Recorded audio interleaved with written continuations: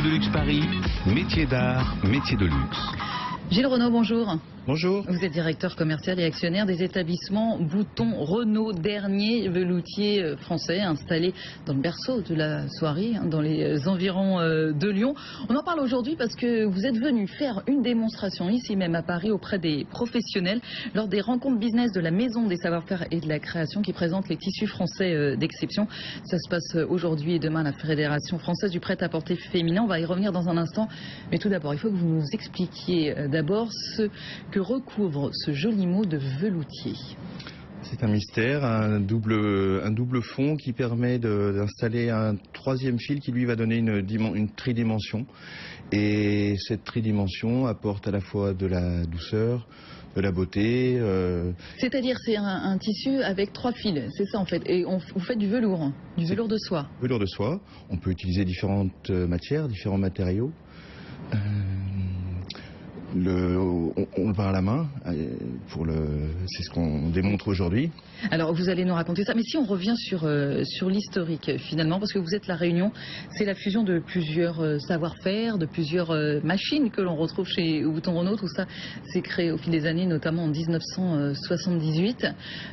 Aujourd'hui, on fabrique encore donc du velours dans vos ateliers. On a guère changé le processus depuis, même avant, hein, je vous avais annoncé plutôt 1830, 1850. On a réussi à préserver un outil en état de marche industriel qui est capable de faire des velours unis, des velours fantaisie destinés à l'habillement féminin, à d'autres usages techniques. Il y a une petite fantaisie qui est ce fameux pain-main jacquard qui est très typique lyonnais, dont la préservation de l'outil s'est faite sur les 20 dernières années, un petit peu au moment où les fabricants ont eu tendance à disparaître. On a aujourd'hui un bel outil qui fonctionne comme il faut. C'est ça, les machines, elles datent de quand, les machines sur lesquelles vous travaillez? On les date de 1920. Et c'est ça, et ça fonctionne encore, et de toute façon, il n'y en a pas d'autres. Ce sont des métiers à navette. Donc maintenant, la plupart des choses se font sans navette. Hein. Donc là, on est encore sur des procédés assez lents, très manuels. Donc qui engagent des coûts de main-d'œuvre importants, du suivi, de la surveillance intense. Vous avez 70 métiers à tisser, du coup une cinquantaine d'employés pour réaliser tout ceci. À partir du moment où on vous fait une commande, Gilles Renaud, d'abord qui vous fait une commande? Ce sont les grands de la couture, par exemple, dont on parlait tout à l'heure? Les couturiers et leurs marques de prêt-à-porter. Qui elles ont des défilés, donc on est presque sur 6-8 collections par an de nos clients. Nous en faisons plutôt une principale en hiver, puisque le velours est quand même très marqué hiver. Donc oui, le luxe. Oui, bien sûr, et donc ça ne sert pas. Et à partir du moment où vous faites la commande, combien j'ai regardé, il y a quoi? Il y a une quinzaine d'étapes entre le moment où vous faites la commande et le moment où vous... C'est un petit peu simplifié. Oui, mais il y en a 20. Parce qu'il y a plein de petites étapes intermédiaires, mais on est tout le temps en train de toucher le tissu à la main. On peut compter une vingtaine d'étapes principales pour arriver à ce que le tissu soit présentable, enfin soit livrable. C'est quoi la mise en carte? Mise en carte, c'est quand on adapte un dessin à la technique du velours, c'est-à-dire le faire rentrer dans une taille, une dimension qui correspondent au métier, à la largeur du métier et à la largeur de sa mécanique jacquard. Voilà, alors il y a l'ourdissage. Donc une adaptation.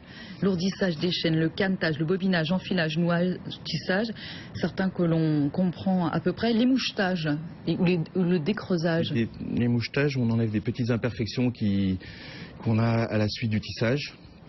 Et qu'on enlève comme ça manuellement avec des pinces à épiler, des loupes, des petits fils qui, une fois finis, seront gênants et qu'on peut enlever délicatement avant, dans un état intermédiaire qu'on appelle un état écru. Alors ensuite, par exemple, le décreusage. Le décreusage, on lave la soie, puisqu'elle a un grège autour qui est dur. Donc il y a un lavage de 4 à 8 heures avec un savon, une eau très chaude. Donc du coup, combien de temps il se passe entre le moment où vous lancez une commande? On peut bien compter, on compte 15 jours pour l'ennoblissement et puis un mois de tissage. Un mois de tissage. Enfin, des opérations, des mises en place, des va-et-vient des pièces d'un endroit à un autre.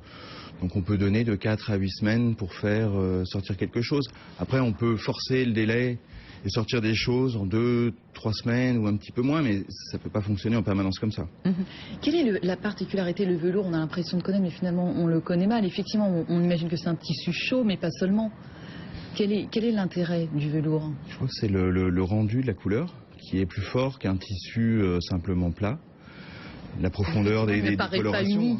Il ne paraît pas uni. On peut faire du moiré, on peut faire des choses comme ça. On peut faire des moirés, il y a des opérations, là on est sur des cylindres. Nous, notre grande ennoblissement, c'est-à-dire ce qui améliore le tissu, c'est la coloration, la peinture, la teinture et les apprêts, les finitions qui peuvent coucher le poil et le rendre extrêmement brillant ou le relever et rendre des colorations très profondes. Il y a une coloration supérieure sur un tissu en velours qu'on remarque de très loin. Dire tiens c'est du velours, on le voit à une grande distance. Et puis il y a tous les motifs, tout le graphisme. Tous les jacquards, où là on a une bibliothèque de 400 000 dessins qui viennent de 1850 et jusqu'à aujourd'hui où on fait des collections avec des nouveaux dessins plus modernes ou des petites fleurs, des petits pois qui conviennent très bien. Alors c'est la démonstration que vous faites, j'en parlais tout à l'heure à la Fédération française du prêt-à-porter féminin. Vous disiez c'est autour de la teinture. Il y a 8 industriels et artisans qui sont avec vous pour effectivement mettre en avant ce savoir-faire français qu'on a tendance à oublier. Il y a aussi par exemple Octobre France, la maille circulaire, on les recevra demain, ils nous raconteront tout ça. Mais pour revenir à vous, Gilles Renaud, effectivement on n'imaginait pas que la teinture venait en dernier. Souvent on imagine que ça se passe c'est la teinture en pièces, contrairement à la teinture en fil, qui peut être nécessaire. Ça dépend le but, ce qu'on veut avoir comme coloris, quelles sont la taille des marchés. Nous, on est sur un marché habillement féminin qui change tout le temps, qui a besoin de recevoir des petites séries. Donc la teinture en fil n'a pas la souplesse. Donc l'outil est prévu en teinture en pièces ou en peinture pour faire 15 mètres comme ça. La mode fonctionne plutôt avec des teintures en pièces.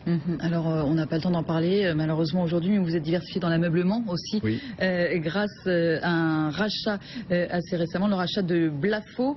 Vous êtes entreprise du patrimoine vivant, il faut le préciser aussi, ça, depuis 2014.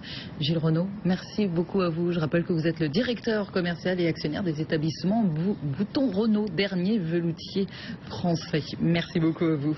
Je vous remercie. Allez, le rendez-vous du jour.